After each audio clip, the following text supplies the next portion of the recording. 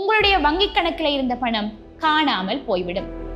அதற்கு பிறகுதான் நீங்கள் என்ன செய்யலாம் ஏது செய்யலாம் என்று சொல்லி யோசிப்பீங்க, வங்கிக்கு கால் பண்ணி கேட்பீங்க, அழுவீங்க, புலம்புவீங்க. ஆனா ஒன்றும் செய்ய இயலாது.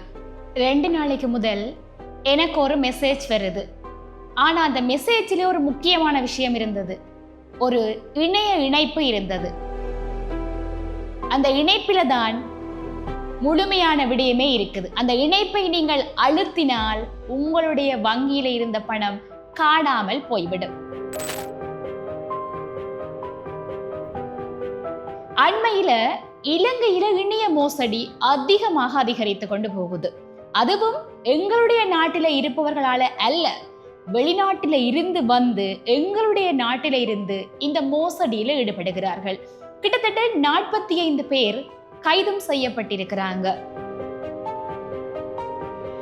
மலேசியா, சிங்கப்பூர், கம்போடியா, சீனா போன்ற நாடுகளிலிருந்து வந்து சுற்றுலா விசா நிறைவடைந்த பின்னரும் இலங்கையில தங்கி இருக்கிறாங்க. அது சட்டவிரோதம். ஆனாலும் இலங்கையில அவங்க தங்கியிருந்து மோசடியில ஈடுபடுறாங்க. உங்களுடைய தொலைபேசிக்கு ஒரு குறுஞ்செய்தியை அனுப்புவாங்க. நீங்கள் ஏதாவது பொருளை இணையத்தில ஆர்டர் செய்திருப்பீங்க. அவங்களுக்கு அந்த விடயம் எப்படியோ தெரிந்திருக்கும். மோசடி செய்பவர்களுக்கா இந்த விடயங்கள் எல்லாம் தெரியாது, அவங்களும் தெரிந்து வைத்திருப்பார்கள்.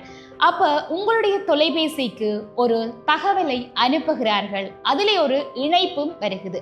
அந்த இணைப்பை நீங்கள் அழுத்தினால் நீங்க நினைச்சிருப்பீங்க, நான் ஏதோ ஒரு பொருளை ஆர்டர் பண்ணினான் அப்படின்னு நினைச்சிருப்பீங்க. அவங்க கேட்கிற விஷயத்துக்கும் நீங்க அந்த இணைப்பை அழுத்தி ஒவ்வொன்றாக பதிலளித்து கொண்டு போவீங்க. இறுதியில உங்களுடைய வங்கி கணக்கு இலக்கம் அந்த இணைப்பில கேட்கப்படும். நீங்க என்ன செய்வீங்க? ஏற்கனவே எல்லா விடயத்தையும் கொடுத்திருக்கிறீங்க, அப்ப இதையும் கொடுப்பீங்க.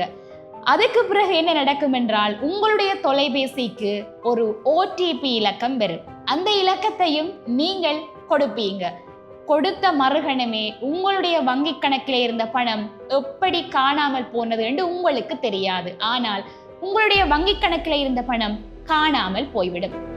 அதற்கு பிறகுதான் நீங்கள் என்ன செய்யலாம் ஏது செய்யலாம் என்று சொல்லி யோசிப்பீங்க, வங்கிக்கு கால் பண்ணி கேட்பீங்க, அழுவீங்க, புலம்புவீங்க. ஆனா ஒன்றும் செய்ய இயலாது.